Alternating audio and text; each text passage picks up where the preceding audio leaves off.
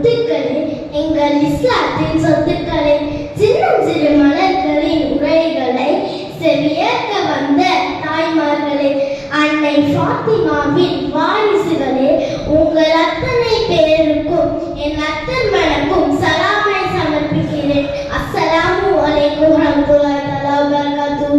ரமலான் நம்மை நோக்கி வரப்போகிறது. நான் ரமலானை பற்றி பேசப் போகிறேன். மாதங்களில் சிறந்த மாதம் ரமலான் மாதமாகும். ரமலான் மாதம் பரக்கத் பொருந்திய மாதமாகும். எனவே அல்லாஹ் அம்மாதத்தில் நோன்பு நம் மீது கடமையாக்கியுள்ளார். நபி ஸல்லல்லாஹு அலைஹி வஸல்லம் அவர்கள் கூறினார்கள், ரமலான் மாதத்தில் சொர்க்கத்தின் வாசல்கள் திறக்கப்படுகிறது, மேலும் நரகத்தின் வாசல்கள் மூடப்படுகிறது.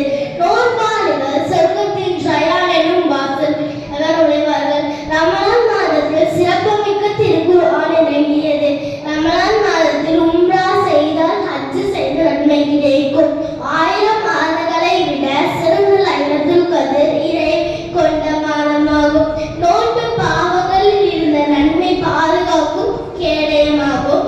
யார் ரமலான் இரவில் நின்று வணங்குகிறாரோ அவர் முன் செய்த பாவத்தை அல்லாஹ் மன்னிக்குகிறார். நபி ஸல்லல்லாஹு அலைஹி வஸல்லம் அவர்கள் கூறினார்கள், நோன்பு நோற்றிக்கும் போது எவரேனும் உங்களிடத்தில் சண்டைக்கு வந்தால் நான் நோன்பாளி என்று கூறிவிடுங்கள். ரமலான் மாதத்தில் நாம் செய்த கடந்த கால பாவங்களை மன்னிக்கக்கூடிய மாதமாகும். அதிக நன்மைகளை பெற்றுத் தரக்கூடிய மாதமாகும். நாம் செய்கின்ற ஒரு நல்ல செயலுக்கு 10 முதல் 1000 மடங்கு வரை அல்லாஹ் நமக்கு தருகிறார். எனவே இன்ஷா அல்லாஹ் வரக்கூடிய ரமலான் மாதத்தில் நோன்பு வையுங்கள். 5 தொழுகையை தொழுங்கள்.